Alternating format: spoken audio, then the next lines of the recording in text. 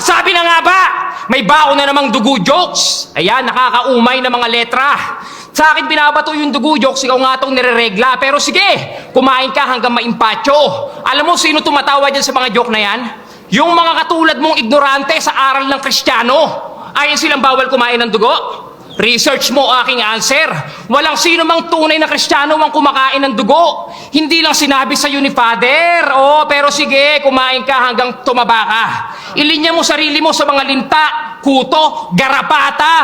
Wala kang alam kasi yung oras winawaldas mo. Ito yung mga tipong nagiging relihiyoso lang kapag dumarating na yung masayang piyesta at araw ng Pasko. Ano sabi mo kay Akata? Nakita mo lang nakapolo, parang sasamba. Kailan pa naging katawa-tawa yung formal na kasuotan? Sana compliments yung sinabi mo para di ako na-hurt. Palibasa sa inyo, pwedeng magsimba yung mga naka-crop top at miniskirt. Oy! Outfit check mga gar. Simbang gabi na mga gar. Huli ka ngayon, ha? Kayo mga magkakapatid kayo, nagkakaisa lang kayo pag meron kayong pinagkakaisahang tao. Kaya nga pagbotohan ang gulo-gulo nyo eh. Kayo nagpapatayan. Diba?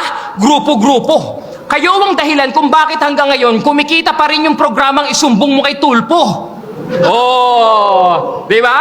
Mga magkakapatid daw na Kristiyano, pero sila nagdedemandahan. Pag-usapan natin yung case, yung tipong harapin mo face to face. Diba? Mga di na nahiya. Pati yung mga away magkakapit-bahay at magkakamag-anak. Sinasa publiko pa. Lahat damay-damay na. Akala ko ba, peace be with you, paglabas ng simbahan, away-away na. Diba? Sa amin kasi walang demandahan eh. Kaya namin pag-usapan ng mahinahon. Pero balik tayo sa'yo ngayon, Panghe.